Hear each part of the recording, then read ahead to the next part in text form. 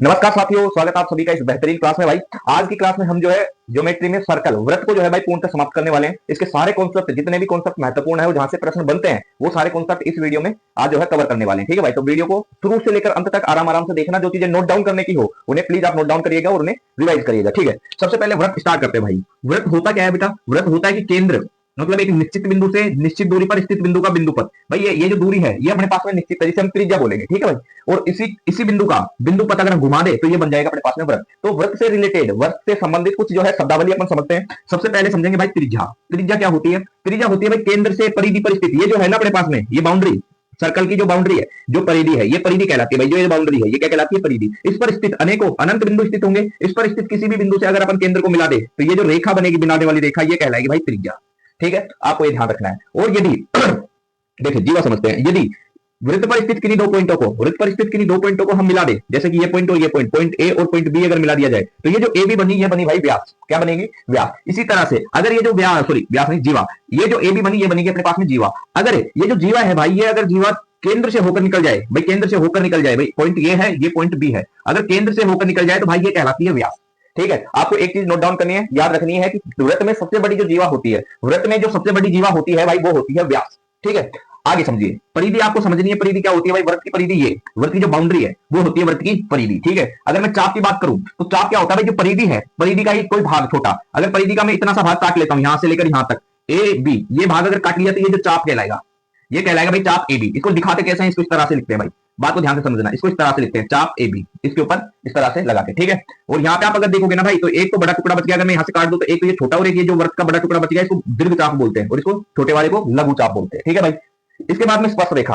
स्पर्श रेखा होती है भाई किसी भी वृत्त के परिधि पर स्थित किसी भी एक बिंदु को अगर टच करके निकल रही है, किसी भी एक बिंदु को अगर टच करके कोई रेखा निकल रही है तो वो कहलाती है भाई स्पर्श रेखा। क्या कहलाती है भाई? स्पर्श रेखा। सिर्फ वृत्त के जो है एक बिंदु को टच करे वो क्या कहलाएगी? स्पर्श रेखा। और छेदक रेखा। छेदक रेखा होती है भाई वृत्त के किसी दो पॉइंटों से होकर गुजर जाए, वृत्त के बीच से गुजर जाए, वृत्त को दो भागों में बांट दे, वह कहलाती है छेदक रेखा। इसके बाद में समझते हैं बेटा वृत्तखंड क्या होता है। देखिए अपने पास में है ये वृत्त,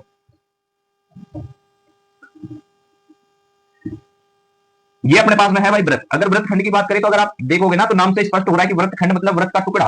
तो वृत्त के टुकड़े की बात करें तो भाई अगर मैं यहां से काट दूं, यहां से अगर इसको काट दूं वृत्त को ऐसे, तो यहाँ पे एक टुकड़ा ये नीचे बन जाएगा वृत्त का और एक टुकड़ा ये ऊपर बन जाएगा वृत्त का। बात समझ में आ रही है? तो ये जो भाग है, ये भाग ये कहलाता है छोटा वाला, ये कहलाता है भाई लघु वृत्तखंड। ये क्या कहलाता है? लघु वृत्तखंड। और ये जो बड़ा वाला भाग है भाई, ये कहलाता है दीर्घ वृत्तखंड। क्या कहलाता है भाई? दीर्घ वृत्तखंड। ठीक है, वृत्तखंड आपके समझ में आ गया। अब देखिए त्रिज्या खंड क्या होता है। त्रिज्या खंड भाई ये अपने पास में है केंद्र, और ये है यहां से लेकर यहां तक की त्रिज्या, एक यहां से लेकर यहां तक की त्रिज्या। तो इन दोनों त्रिज्याओं से बने भाग, भाई ये जो भाग बना ना पूरा यहां से लेकर यहां तक, दोनों त्रिज्याओं और चाप से, ये तो हो गई दोनों त्रिज्या और ये हो गया अपने पास में चाप, तो इनसे मिलकर बने हुए भाग को अपन बोलते हैं भाई त्रिज्या खंड।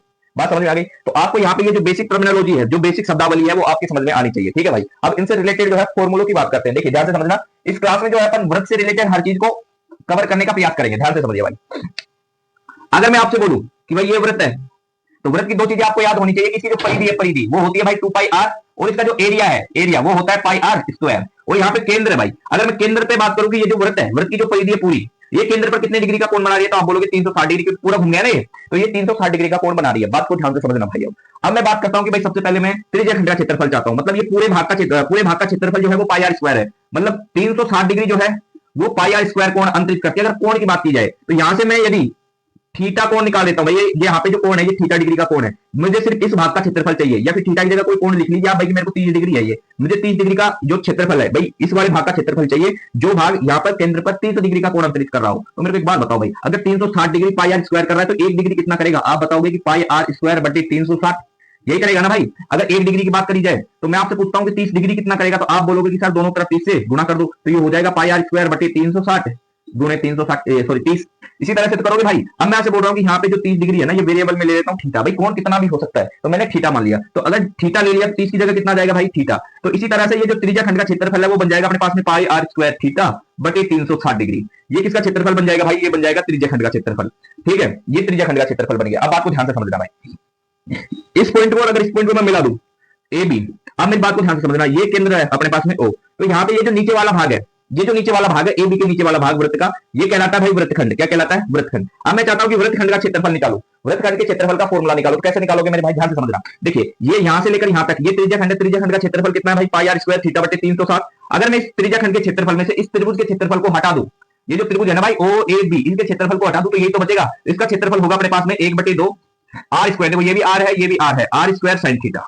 कैसे होता है भाई ये, देखो आपको ध्यान रखना है कि जो त्रिभुज का क्षेत्रफल होता है ना भाई, त्रिभुज का क्षेत्रफल आज तक आपने ये पढ़ा होगा कि 1/2 आधार गुणा ऊंचाई। तो आपको आज से ये चीज याद रखनी है कि अगर दो भुजाओं के बीच में कोण दे रखा है और दो भुजा दे रखी है, तो अगर इसका त्रिभुज का क्षेत्रफल पूछे तो आप निकालोगे 1/2, दोनों भुजाएं जो दे रखी है बी और जो कोण दे रखा है भाई उसका साइन लेना है आपको, तो ये हो जाएगा ए बी साइन थीटा। यहाँ पे दो भुजाएं आर और आर दे रखी थी तो भाई आर गुणा आर, आर स्क्वायर हो गया साइन थीटा। तो ये जो है अपने पास में वृत्तखंड का क्षेत्रफल आ गया। ठीक है, आप इन्हें जो है इसी तरह से याद रखोगे ना भाई तो भूल भी पाओगे। ठीक है, तो आपको त्रिज्या खंड का क्षेत्रफल पता होना चाहिए और आपको वृत्तखंड का क्षेत्रफल पता होना चाहिए। बाकी समझते हैं आगे। देखो ये दोनों क्षेत्रफल हो गए। अब एक और है भाई अपने पास में चाप की लंबाई, उसे और समझिए। ठीक है, उसे और समझना भाई। देखो ये है अपने पास में केंद्र ओ, ये अपने पास में दो त्रिज्याएं ओ ए और ओ बी, एक तो ये त्रिज्या एक ये त्रिज्या, दोनों त्रिज्या भाई। और यहां से लेकर यहां तक मैंने आपको बताया था कि परिधि का भाग चाप कहलाता है, ये चाप कहलाएगा, मैं इसे मान लेता हूं एल। ठीक है, अब आपको एल की वैल्यू चाहिए और ये जो एल है, एल लंबाई की जो चाप है केंद्र पे थीटा डिग्री का कोण बना रही है। बात को ध्यान से समझना भाई। यहाँ पे अगर मैं पूरी परिधि की बात करूं, पूरी परिधि, तो आप बताओगे कि पूरी परिधि होती है भाई 2 पाई आर। अगर मैं 2 पाई आर की बात करता हूं, ये पूरी परिधि है, ये पूरी परिधि कोण जो है कितना अंतरित कर रही है, कोण जो है कितना अंतरित कर रही है केंद्र पे। तो आप बताओगे कि भाई जो ये पूरी परिधि है केंद्र पर जो कोण है वो 360 डिग्री का बना रही है। तो 2 पाई आर जो है वो केंद्र पर कोण बना रही है भाई 360 डिग्री। तो अगर मैं एक यूनिट की बात करता हूं भाई pi R square, sorry 2 pi R तो 360 डिग्री का, सॉरी 360 डिग्री जो है 2 पाई आर बना रही है अपने पास में परिधि। तो 360 जो है कोण की अगर बात की जाए तो ये कितना बना रही है अपने पास में 2 पाई आर। अगर मैं 1 डिग्री की बात करता हूं तो ये होगा 2 पाई आर बटे 360 डिग्री। अगर मैं फिर थीटा डिग्री की बात करता हूं तो थीटे से अपन दोनों तरफ गुणा कर देंगे तो ये आ जाएगा पाई आर 2 पाई आर थीटा बटा 360 डिग्री। तो ये जो होगा ना भाई ये फॉर्मूला, ये होगा चाप की लंबाई का फॉर्मूला, ये होगा 2 पाई आर थीटा बटे 360 डिग्री। ठीक है भाई, ये तीनों फॉर्मूले आपको अच्छे से याद करने हैं। ठीक है, देखिए भाई अब देखो ध्यान से समझना बेटा। अगर मैं त्रिज्या खंड के फॉर्मूले की बात करता हूं, त्रिज्या खंड का एरिया, तो त्रिज्या खंड का एरिया अभी अपन ने निकाला कि पाई आर स्क्वायर थीटा बटा 360 डिग्री, यही तो होता है। अब आपको ध्यान समझना, देखो इसको मैं मॉडिफाई कर रहा हूं कैसे। अगर भाई मैं यहां से एक आर उठा के इधर गुणा में लिख दूं कोई दिक्कत ही नहीं होगा, और यहां से देखो आर स्क्वायर था ना तो आर गुणा लिख सकते हैं, यहां से मैं 2 से गुणा और 2 से भाग कर दूं भाई, यहां से 2 से गुणा और 2 से भाग कर दूं तो कोई दिक्कत थोड़ी ना होगी। तो त्रिज्या खंड का जो फॉर्मूला आ जाएगा अपने पास में ये जाएगा 2 पाई आर थीटा बटा 360। 2 पाई आर थीटा बटा 360 अपने पास में एल जो कि है चाप की लंबाई और ये है आर। अगर आपको किसी प्रश्न में, यदि आपको किसी प्रश्न में चाप की लंबाई और उसकी त्रिज्या दे रखी हो, चाप की लंबाई और अगर उसकी त्रिज्या दे रखी हो, तो आप जो है भाई त्रिज्या खंड का क्षेत्रफल आसानी से निकाल सकते हो। कैसे? आपको अगर चाप की लंबाई और त्रिज्या दे रखी है, दोनों को गुणा करिए और आधा कर दीजिए। देखो यही पे यही हुआ है, दोनों को गुणा किया, 1/2 से गुणा करने का मतलब है आधा करना। जैसे ही आधा करोगे त्रिज्या खंड का क्षेत्रफल आ जाएगा। ये 3 फॉर्मूले जो है भाई आपको अच्छे से याद करने हैं। ठीक है, कौन कौन से बेटा ध्यान से समझना, एक बार फिर से लिखवा रहा हूं मैं। सबसे पहले त्रिज्या खंड का क्षेत्रफल, त्रिज्या खंड का क्षेत्रफल, त्रिज्या खंड का क्षेत्रफल क्या था भाई अपने पास में, ये था अपने पास में पाई आर स्क्वायर थीटा बटे 360 डिग्री। इसके बाद में वृत्तखंड का क्षेत्रफल, देखो एक और लिखवाया था अभी मैंने 1/2 एल गुणे आर, ये भी आपको याद रखना है। एल क्या है भाई यहाँ पे, चाप की लंबाई, क्या है चाप की लंबाई। अगर मैं वृत्तखंड की बात करता हूं तो वृत्तखंड का क्षेत्रफल होता है अपने पास में पाई आर स्क्वायर थीटा बटे 360 डिग्री। भाई जो त्रिज्या खंड है उसमें से त्रिभुज घटाएगी तो 1/2 आर स्क्वायर साइन थीटा। ठीक है, ये थीटा कौन सा भाई, केंद्र पर अंतरित कोण, ये भी केंद्र पर अंतरित कोण। इसके बाद में मैंने आपको बताया कि चाप की लंबाई, चाप की लंबाई कितनी होती है बेटा, चाप की लंबाई ये होती है 2 पाई आर थीटा बटे 360। चाहो तो आप इसे सोल्व कर सकते हो, 2 से 360 काटोगे तो आ जाएगा पाई आर थीटा बटा 180 डिग्री। ऐसी कोई दिक्कत नहीं, आप इसे डायरेक्ट याद रखो। ठीक है, तो ये 3 फॉर्मूले आपको याद रखने हैं वृत्त से रिलेटेड। अब आगे चलते हैं भाई वृत्त की जो है प्रॉपर्टीज, विशेषताएं और इसकी थ्योरम्स वगैरह पे। ठीक है भाई, और राइट दोस्तों, तो आप समझते हैं भाई वृत्त से संबंधित प्रमेय, वृत्त से संबंधित जो भी प्रॉपर्टीज है अपने पास में वो 1 बाय 1 समझते हैं। ठीक है, तो पहली है अपने पास में कि भाई कोई भी स्पर्श रेखा है, यदि उस पर त्रिज्या बनाई जाती है, कोई भी स्पर्श रेखा है जो त्रिज्या बनाई जाती है, तो जो त्रिज्या और स्पर्श रेखा के बीच का कोण होता है वो 90 डिग्री होता है। आपको याद रखना है कि भाई जो स्पर्श रेखा है वो त्रिज्या पर लंब होती है, या जो त्रिज्या है वो स्पर्श रेखा पर लंब होती है। आप इस डायग्राम को ऐसे के ऐसे बना लीजिए भाई कॉपी में। पहला कॉन्सेप्ट है। दूसरा कॉन्सेप्ट समझिए भाई, अगर जीवा से रिलेटेड दूसरा कॉन्सेप्ट देखा जाए, पहला तो यही होगा कि जो जीवा है वो त्रिज्या पर लंब होती है, दूसरा सॉरी जो स्पर्श रेखा है वो अपने पास में त्रिज्या पर लंब होती है। दूसरा भाई अगर मैं यहां से कोई भी वृत्त की जीवा बनाता हूं, जीवा, तो ये बन गई जीवा भाई, तो इस जीवा द्वारा तो स्पर्श रेखा के साथ कोण बनेगा, और जिधर जिस साइड ये कोण बना रहे उसके विपरीत साइड अगर वर्ग की परिधि पर कोण बना दे इस तरह से, भाई ये यहाँ पे इसके साइड इधर की साइड कोण बना रही है, तो अगर ये जो जीवा है वृत्त की ये दूसरी साइड कोण बनाए तो ये जो कोण है भाई ये बराबर होता है। इसे बोलते हैं इंटर सेगमेंट एंगल इंग्लिश में। आप इसे डायरेक्ट याद रखोगे भाई कि स्पर्श रेखा पर अगर कोई जीवा बनाई जा रही है तो जीवा के साथ जो कोण बनेगा, जीवा वृत्त के विपरीत साइड जो कोण बनाएगी वो दोनों कोण बराबर होंगे। बात को ध्यान समझ आ रही। अगला देखिए, इसी तरह से एक यहाँ पे भी बन सकता है भाई कि अगर यहाँ पे मान लो ये वाला कोण बन जाए तो ये जो कोण है ये कौन से कोण के बराबर होगा, ये इस वाले कोण के बराबर होगा। बात समझ में आ रही है भाई, ये है दूसरा कॉन्सेप्ट, आप बना लीजिए इसे भी। ठीक है, तीसरा कॉन्सेप्ट समझते हैं भाई, ये आपको ध्यान रखने भाई, इसमें कुछ भी नहीं किया जा सकता। ठीक है ये स्पर्श रेखा से रिलेटेड चल रहा है सबसे पहले। ठीक है भाई, तो स्पर्श रेखा सबसे पहले की जो त्रिज्या है उस पर लंब होती है, दूसरा स्पर्श रेखा और जीवा के बीच में बना कोण जो है इंटरसेगमेंट एंगल, मतलब यहां से और ये वाला जो एंगल है वो बराबर होता है, जो कि अपन ने भी समझा। तीसरा कॉन्सेप्ट समझिए भाई, बात को ध्यान से समझना।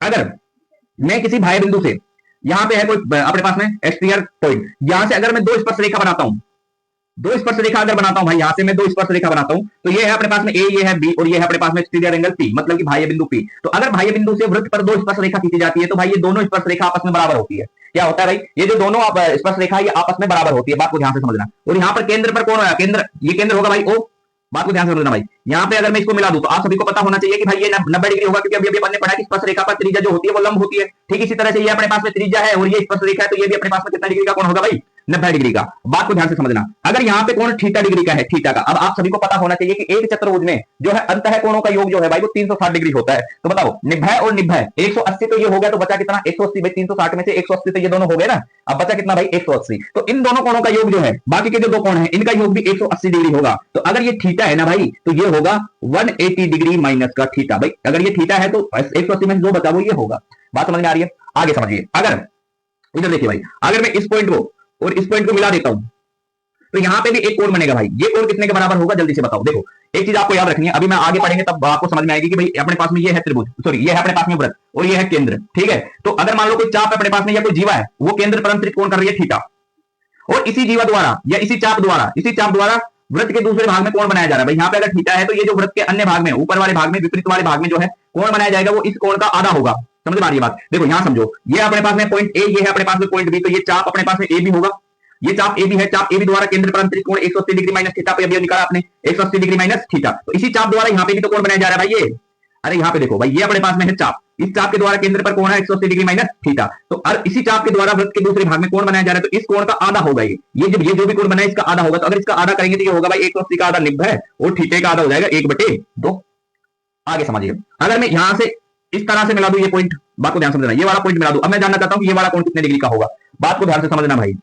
देखिए आप सभी को एक चीज और पता होना चाहिए, वैसे मैं आगे करवाने वाला हूं ये, पर यहाँ पे यूज हो रहे हैं इसलिए आपको बता रहा हूं भाई। अगर किसी भी चतुर्भुज के चारों शीर्ष जो है, सारों शीर्ष जो है 1 2 3 और 4, अगर ये चारों शीर्ष जो है भाई वो वृत्त की परिधि पर हो, किस पर हो, वृत्त की परिधि पर हो, तो ये जो चतुर्भुज है ये कहलाता है चक्रीय चतुर्भुज। कौन सा चतुर्भुज भाई, चक्रीय चतुर्भुज। कौन सा चतुर्भुज भाई, चक्रीय चतुर्भुज। और चक्रीय चतुर्भुज में भाई इसकी एक विशेषता होती है कि इसके जो सम्मुख कोण है, सम्मुख कोण, ये जो सम्मुख कोण है इसके जो सम्मुख कोण है भाई, इनका योग 180 डिग्री होता है, मतलब कि 180 डिग्री होता है। ये आपको पता होना चाहिए। ठीक है भाई, अब बात को ध्यान से समझना भाई। आपको याद रखना है कि चक्रीय चतुर्भुज में आमने सामने के कोण, चक्रीय चतुर्भुज में आमने सामने की यानी कि सम्मुख कोण जो है वो 180 डिग्री के होते हैं। बात को ध्यान समझना। ये भाई 90 डिग्री माइनस का थीटा है, कितना है 90 डिग्री माइनस थीटा बटे 2, तो ये कितना होगा भाई। अगर मैं इसको x मान लेता हूं x, तो इसके साथ जोड़ू तो कितना आना चाहिए 180, क्योंकि एक चक्रीय चतुर्भुज है। यहाँ पे मैं पॉइंट दे देता हूं, ये दे देता हूं भाई c, ये दे देता हूं d। तो आप देखोगे ना a c b d, ये एक चक्रीय चतुर्भुज बन गया, क्योंकि इसके चारों शीर्ष जो है वृत्त की परिधि पर है। तो आप देखोगे इसके चारों शीर्ष जो है भाई वो किस पे है, वृत्त की परिधि पर। तो इस वाले कोण का योग और इस वाले कोण का योग 180 डिग्री होना चाहिए। तो आप देखोगे भाई यहाँ पे अगर मैं इसके साथ में भाई इसको अगर x मान लेता हूं, अगर ये कोण तो ये हो गया, और x को अगर जोड़ूंगा तो इसका योग कितना आना चाहिए भाई अपने पास में 180 डिग्री। 90 अगर इधर जाएगा, यहाँ पे प्लस का है भाई, 90 इधर जाएगा तो माइनस का, तो 180 में से अगर 90 गया तो 90 बचेगा, ये उधर गया, ये माइनस थीटा बाई 2, यहाँ पे माइनस का है ना भाई, ये इधर जाएगा तो प्लस का हो जाएगा। तो x की वैल्यू कितनी आ जाएगी 90 प्लस थीटा बाई 2, तो ये आ जाएगा भाई 90 डिग्री प्लस थीटा बटे 2। इस डायग्राम को आप एज इट इज बना लो भाई। ठीक है, इसमें बहुत सारे अच्छे अच्छे कॉन्सेप्ट जो है आपके कवर हो गए, और यहां से प्रश्न पूछा जाता है भाई, इस डायग्राम से प्रश्न पूछा जाता है, आप इसे बना लीजिए। ठीक है, ठीक है भाई, अगला कॉन्सेप्ट समझते हैं। अगला कॉन्सेप्ट समझते हैं भाई चौथा। बात को ध्यान से समझना भाई। भाई अपने पास में ये है वृत्त, क्या है वृत्त, ये है अपने पास में केंद्र। ठीक है भाई, और ये है अपने पास में एक जीवा, क्या है जीवा। तो आपको अब एक बात याद रखनी है कि भाई जो केंद्र है, केंद्र से जीवा पर अगर मैं लंब डाल दूं, लंब केंद्र से अगर जीवा पे लंब डाल दिया जाए तो ये जीवा को बराबर बराबर भागों में विभाजित कर देता है। केंद्र से जीवा पर डाला गया लंब जीवा को समद्विभाजित करता है। तो ये जो केंद्र से जीवा पर डाला गया लंब का मतलब ये है कि भाई अगर अपन एक ऐसी लाइन बनाए यहाँ से जो जीवा के साथ 90 डिग्री का कोण बनाती है, तो वो जो है भाई जीवा को 2 बराबर बराबर भागों में बांटती है। जैसे कि ये जीवा अगर 12 सेंटीमीटर की होती तो 6 सेंटीमीटर ये होता, 6 सेंटीमीटर ये होता। बात को ध्यान से समझना भाई, बात समझ में आ गई होगी। ठीक है, और अपने पास में ये अपने पास में होता है भाई इसकी त्रिज्या, ये भी अपने पास में होती है इसकी त्रिज्या। बात को ध्यान से समझना। ठीक है भाई, अब इस पर प्रश्न कैसे आते हैं बहुत ध्यान से समझो। इन्होंने कई बार आपसे बोल दिया जाता है कि भाई एक जीवा जो है वो है अपने पास में सपोज कितने सेंटीमीटर की, 10 सेंटीमीटर की, 10 की नहीं 9 सेंटीमीटर 18 सेंटीमीटर की है, एक जीवा 18 सेंटीमीटर की है। और जो अपने पास में है ना भाई, जो अपने पास में क्या है भाई, जो त्रिज्या है तो अपने पास में वृत्त की जो त्रिज्या है भाई वो है अपने पास में सपोज 15, कितनी है 15। आपसे जानना चाहता है कि जो ये जीवा है ना भाई, जीवा ये केंद्र से कितनी दूरी पर स्थित है, तो आपसे ये दूरी जानना चाहता है। कैसे निकालोगे भाई, जैसे आपने यहाँ पे लंब डाला, ये 9 हो जाएगी, ये 9 हो जाएगी, ठीक है। 9 जैसे ही हुई, 9 जैसे ही हुई भाई, आप इसे तो ठीक है, 9 जैसे ही हुई अपने पास में, 9 जैसे ही हुई, तो आप इसकी ये निकालना चाहोगे तो ये कैसे निकालोगे बेटा, आप सभी को पता है कि ये अपने पास में एक समकोण त्रिभुज है, समकोण त्रिभुज में ये कर्ण है, ये अपने पास में आधार है, ये लंब है, तो आपको एक थ्योरम पता होनी चाहिए। कल कल कैसे कि भाई के ए और एल कैसे स्क्वायर बराबर आधार स्क्वायर प्लस का लंब स्क्वायर, ये आपको फॉर्मूला पता होना चाहिए। इसमें से कोई सी भी दो चीज देके आपसे तीसरी चीज पूछी जा सकती है। इस तरह के प्रश्न आपके पास में यहां आने वाले हैं, ठीक है भाई। अगला कॉन्सेप्ट समझते हैं, अगला कॉन्सेप्ट समझते हैं, पांचवा। देखिए भाई, अपने पास में क्या है, ये वृत्त है, अपने पास में एक वृत्त है। इसके बाद में मैंने बोला कि भाई यहां से इस तरह से ये इसका व्यास है, क्या है भाई, व्यास है, क्या है भाई, व्यास है, क्या है भाई, ये अपने पास में व्यास है। ये एक जीवा है जो इसको इस तरह से मिल रही है, ठीक है। और यहां से केंद्र से बात को समझना, यहां केंद्र से मैंने इस पर एक जो है लंब डाल दिया, लंब क्या डाल दिया भाई, लंब। तो मेरी बात को ध्यान से समझना, तो ये जो रेखा है और ये रेखा जो है भाई, ये आपस में क्या हो जाएगी, समांतर। भाई ये रेखा और ये रेखा आपस में समांतर हो जाएगी, क्योंकि ये इसको बराबर भागों में बांट रही है, तो ये भी इसको बराबर बराबर भागों में बांट, बराबर बराबर है, क्योंकि ये भी त्रिज्या है, ये भी त्रिज्या है। और ये अपने पास में जैसे ही लंब डाला, तो ये एक जीवा है, तो ये अपने आप बराबर बराबर भागों में बट गई। तो आपको एक बात याद रखनी है भाई, ये अगर ए बी है और ये ओसी है, तो आपको ये ध्यान रखना है कि ये जो ओसी की लंबाई है ना भाई, अगर ये 2 यूनिट होगी तो ये 1 यूनिट होगी। इसका मतलब ये है कि अगर ये 10 हुई तो ये 5 होगी, मतलब कि ये जो ओसी है ना, ओसी ये ए बी की आधी होगी। आपको ये बात याद रखनी है। और ये होगा कब, जब अपने पास में ये जो रेखा है ना, ये रेखा बीसी रेखा एक व्यास हो, क्या हो भाई, व्यास हो, ये क्या हो भाई, व्यास, तभी जाके ये चीज संभव है, ठीक है बेटा। अगला कॉन्सेप्ट समझते हैं भाई, अगला कॉन्सेप्ट है भाई सकेंद्रीय वृत्तों का। सकेंद्रीय वृत्त कैसे कि भाई केंद्र ए का वृत्त 2 है अपने पास में, ये रहा, ठीक है। अब यहां से क्या हुआ कि मैंने एक ऐसी जीवा खींची यहां से जो दोनों की जीवा हो। कैसे भाई, यहां से मैंने यहां से बनाना स्टार्ट किया, तो ये जो जीवा है ए बी तो है बड़ी वाली की जीवा, और सीडी जो है वो छोटे वाले वर्ग की जीवा है, क्योंकि ये जो ए बी है ये बड़ी वाले वर्ग के 2 बिंदुओं को मिला रही है, और सीडी जो है भाई वो छोटे वाले 2 बिंदुओं को मिला रही है, छोटे वर्ग के। तो आपको यहां से एक बात ध्यान रखनी है कि भाई साहब, यहाँ पे जो एसी और जो बीडी होगा ये बराबर होंगे, एसी और जो बीडी होगा भाई ये क्या होंगे, बराबर होंगे। ये आपको ध्यान रखना है कि ये वाला भाग और ये वाला भाग जो है आपस में क्या होगा भाई, बराबर होगा, ठीक है भाई। अगला कॉन्सेप्ट समझते हैं, छठा। बात को ध्यान देखो, मैं भी जो है इस वीडियो में सारे कॉन्सेप्ट कवर करवा रहा हूं, क्यों, ताकि आप जो है प्रॉपर नोट्स बना सको। ये जो डायग्राम बनवा रहा हूं भाई मैं, एक एक डायग्राम आप अपनी कॉपी में बनाइए, जब आप जाओ एग्जाम में तो एक बार इनको देख के जाओगे ना तो काम हो जाएगा भाई, ठीक है। मैं इसी तरह से सारे कॉन्सेप्ट जो है आपको 1 बाय 1 सारे कॉन्सेप्ट आपको अभी करवा देता हूं, ठीक है भाई। सेकंड नंबर की प्रॉपर्टी समझेंगे भाई, सेकंड नंबर की प्रॉपर्टी भाई इस तरह से है।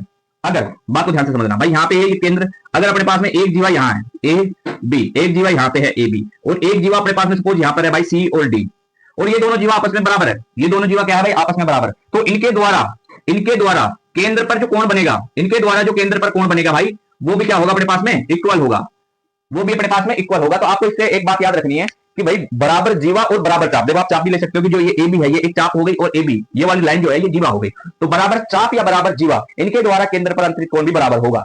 रिवर्स इसको कैसे समझ सकते हो, रिवर्स ऐसे समझ सकते हो कि यदि किन्हीं 2 चाप या किन्हीं 2 जीवा, या तो 2 चाप हो या फिर 2 जीवा हो, इनके द्वारा केंद्र पर अंतरित कोण यदि बराबर है, क्या है भाई, यदि बराबर है तो वो जीवा या चाप आपस में भी बराबर होगी, ठीक है भाई। इस तरह से इस कॉन्सेप्ट को आपको याद रखना है, ठीक है। अगला देखिए, देखो इन पर प्रश्न कैसे करने हैं, अपन जब भी प्रैक्टिस करेंगे सर्कल की तब करेंगे। अभी अपन सिर्फ इसके कॉन्सेप्ट कवर कर रहे हैं इस वीडियो में, ताकि आप जो है सारे कॉन्सेप्ट एक साथ लिख सको, ठीक है भाई। अगला कॉन्सेप्ट समझते हैं भाई, हाँ अगला कॉन्सेप्ट देखो भाई, अगर अपने पास में एक वृत्त है, ये इसी तरह से है भाई, और यहाँ अपने पास में एक जीवा है, यहाँ पे दूसरी जीवा है, और ये केंद्र है। बात को ध्यान से समझना, अगर ये जीवा और ये जीवा आपस में बराबर है तो ये केंद्र से समदूरस्थ होगी। केंद्र से समदूरस्थ होने का मतलब ये है कि ये केंद्र से समान दूरी पर स्थित होगी, ठीक है। और इसका रिवर्स अगर समझना चाहो आप, रिवर्स कैसे कि भाई अगर कोई 2 जीवाएं केंद्र से समान दूरी पर स्थित है, यदि कोई 2 जीवाएं जो है केंद्र से समदूरस्थ है, तो वो दोनों जीवाएं आपस में बराबर होगी। दूसरे तरीके से कैसे समझ सकते हैं भाई इसको, कि 2 जीवाएं अगर बराबर है तो वो केंद्र से समदूरस्थ होगी। रिवर्स कैसे समझ सकते हैं कि अगर 2 जीवाएं केंद्र से समदूरस्थ है तो वो दोनों जीवाएं आपस में बराबर होगी। इस तरह से इस चीज को समझ सकते हो भाई, ठीक है। अगला कॉन्सेप्ट समझते हैं बेटा, लिखते जाओ भाई, अगर ये कॉन्सेप्ट आप लिख रहे हो ना तो बहुत बढ़िया हो जाएगा काम, इससे बेहतरीन चीज आपको नहीं मिलेगी भाई, ठीक है। अगला प्रश्न देखिए भाई, अगला प्रश्न समझते हैं, ठीक है। अभी अभी मैंने आपको बताया ये अपने पास में वृत्त है भाई, और ये अपने पास में जीवा ए बी, या फिर आप इसको बोलते हो चाप ए बी, चाप ए बी भी है भाई, ये देखो ये है चाप ए बी, और ये जो है ये है ये जो है ये है जीवा ए बी, ठीक है। अगर ये केंद्र पर थीटा कोण अंतरित करती है, कितना कोण अंतरित करती है भाई, थीटा। तो केंद्र के उधर मतलब जिधर की साइड है भाई, जिस भाग में इन्होंने भाई ये वृत्तखंड हुआ ना भाई, ये अपने पास में जीवा, तो एक वृत्तखंड ये हुआ, एक वृत्तखंड ये हुआ, तो वृत्तखंड जिस वृत्तखंड में इसने कोण अंतरित किया है, ठीक उसी वृत्तखंड में अगर ये दूसरा कोण अंतरित करेगी परिधि पर, तो ये कोण जो है भाई इसका कोण का आधा होगा, ठीक है। बात को ध्यान से समझना। अब देखिए, अगर मैं बात करता हूँ इस वाली की, इस वाले चाप की, ये दीर्घ चाप हुई ना भाई। भाई यहां से लेकर यहां तक, यहां से लेकर यहां तक, यहां से लेकर यहां तक, ये ऊपर वाली जो चाप हुई ये हुई अपने पास में दीर्घ चाप। भाई ये तो लघु चाप हो गई ए से बी तक, ये लघु चाप और ये हो गई दीर्घ चाप। तो अगर लघु चाप जो है थीटा कोण अंतरित कर रही है यहाँ पे, इसको बना लीजिए एक बार, ठीक है। यहां से देखिए, अब ध्यान से देखिएगा, अगर ये जो थीटा लघु चाप जो है ये थीटा कोण अंतरित कर रही है, दीर्घ चाप कितना कोण अंतरित करेगी, बात को ध्यान से समझना भाई। यहां से लेकर यहां तक का कोण कितना होगा, ये जो पूरा कोण है ना भाई, पूरा कोण ये 360 डिग्री का होता है। तो अगर इस कोण की बात की जाए, उसमें से अगर थीटा हटा दो तो यही तो कोण बचेगा, ठीक है। तो अब मैं आपसे जानना चाहता हूं, बात को ध्यान से समझना, मैं यहाँ पे एक कोण अंतरित करता हूं भाई, ये वाला, ये वृत्त की परिधि पर है, तो ये कोण कितने डिग्री का होगा, बात को ध्यान से समझना। देखो ये अगर मैं बड़ी परिधि की बात करता हूँ, बड़ी चाप की, तो बड़ी चाप द्वारा केंद्र पर अंतरित कोण है 360 डिग्री माइनस थीटा। तो और इसी बड़ी चाप द्वारा यहाँ पर वृत्त की परिधि पर अंतरित कोण अपने पास में इसका आधा होगा, तो 360 का आधा होगा भाई 180, और थीटा का आधा होगा थीटा बटे 2। तो आपको ये चीज भी याद रखनी है। कैसे याद रखनी है भाई, बात को ध्यान समझना, इसको मैं दोबारा बना रहा हूं। ये अपने पास में है भाई वृत्त, ये अपने पास में है वृत्त, और ये है अपने पास में वृत्त की एक जीवा ए और बी। अगर यहाँ पे केंद्र है, केंद्र पर अंतरित कोण जो है भाई इसका थीटा है, तो इसके उसी वृत्तखंड में, जिस वृत्तखंड में इधर की साइड था, तो ये हो जाएगा अपने पास में थीटा बाई 2, इसका आधा। अगर मैं बात करता हूँ ये वाला कोण, बड़े वाली चाप की अगर बात करता हूँ भाई, छोटी वाली चाप की बात करें तो ये हो गया, अगर बड़ी वाली चाप की बात करें तो ये होगा 360 डिग्री माइनस थीटा। और इसी चाप द्वारा अगर इसी भाग में यहाँ पे अगर कोण अंतरित हो रहा है, तो ये कोण कितना होगा, इस कोण का आधा होगा। तो ये कोण कितना भाई 360, 360 का आधा 180, और थीटे का आधा हो जाएगा भाई थीटा बाई 2। ये वाला चित्र भी बना लीजिए आप, ठीक है भाई। आगे समझते हैं, बना लीजिए, ठीक है। अगला कॉन्सेप्ट समझते हैं भाई। अगला आ गया अपने पास में 8। आप नंबरिंग डालते रहना भाई, यहाँ पे कंफ्यूज हो चुका हूं मैं, आगे पीछे हो चुके हैं अपने पास में, ठीक है। अब एक कॉन्सेप्ट और याद रखना है भाई आपको, कैसे कि भाई ये अपने पास में है, अपने पास है व्यास। तो मेरे को एक बात बताओ, व्यास जो है केंद्र पे कितना कोण बनाएगी भाई, ये रेखा इस पॉइंट पे कितना कोण बना रही है, तो आप बताओगे कि 180 डिग्री का कोण बना रही है। कितना डिग्री का, 180 डिग्री का। तो ये ऊपर भी 180 डिग्री बन रहा है, ध्यान से समझना भाई। तो यहां से अगर ये एक कोण अंतरित करती है यहाँ पे, तो 180 डिग्री का आधा कितना होगा भाई, 90 डिग्री। तो आपको एक बात याद रखनी है कि अर्धवृत्त में बना कोण भाई, यहाँ से अगर बीचों बीच में से इसको काट दे तो ये आधा वृत्त हो जाएगा। तो अर्धवृत्त में बना कोण जो है भाई वो होगा अपने पास में 90 डिग्री का। कितने डिग्री का, 90 डिग्री का। अगर इधर भी बनेगा ना भाई, ये भी 90 डिग्री का ही होगा। बात को ध्यान समझना, क्यों, क्योंकि ऊपर वाला कोण भी तो 180 है, तो इसका आधा अगर करेंगे तो ये हो जाएगा अपने पास में 90 डिग्री का। तो आपको यहाँ से बात क्या याद रखनी है कि अर्धवृत्त में बना कोण, कौन से वृत्त में, अर्धवृत्त में। अर्धवृत्त का मतलब है कि एक अपने पास में उसकी जो अपने पास में भुजा है त्रिभुज की, वो होगी अपने पास में उसकी व्यास, मतलब कि व्यास, अगर व्यास को अगर अपन जीवा मान के कोण बनाते हैं तो वो कोण कितने डिग्री का बनेगा भाई, 90 डिग्री का। तो आपको याद रखना है कि अर्धवृत्त में बना कोण 90 डिग्री का होता है भाई। आगे समझिए, ये अपने पास में है भाई, अपने पास में वृत्त है, ठीक है। वृत्त में एक हो गई अपने पास में चाप, सॉरी व्यास ये, और ये भी अपने पास में व्यास है, 2 व्यास हो गए, ठीक है। तो देखो अगर मैं बात करता हूं इस व्यास के ऊपर वाले भाग की, तो ये होगा अर्धवृत्त, नीचे वाले भाग की बात करो तो ये भी अर्धवृत्त होगा। अगर इस व्यास के इधर वाले भाग की बात करते हैं तो ये भी एक अर्धवृत्त और ये भी एक अर्धवृत्त। परंतु अगर मैं इस पार्ट की बात करता हूं, सिर्फ इस पार्ट की, तो ये होगा एक चतुर्थांश। कितना, कौन सा अंश, चतुर्थांश, ठीक है। तो चतुर्थांश में जो कोण बनता है ना भाई अपने पास में, वो बनता है अपने पास में 135 डिग्री का। ये जो कोण बनता है, ये कोण, बात को ध्यान समझना भाई, यहाँ पे चतुर्थांश में जो कोण बनता है अपने पास में, वो बनता है 135 डिग्री का। कैसे याद रखोगे, बात को ध्यान समझना भाई। ये वाला कोण जो बनता है, दोबारा देखिए तो भाई, ये जो कोण अपने पास में, अगर मैं इसका चौथा भाग काट दूं, तो चौथे भाग में जो कोण बनेगा, ये वाला कोण, ये बनेगा भाई 135 डिग्री का। ये चीजें आपको ध्यान रखनी है भाई, ठीक है।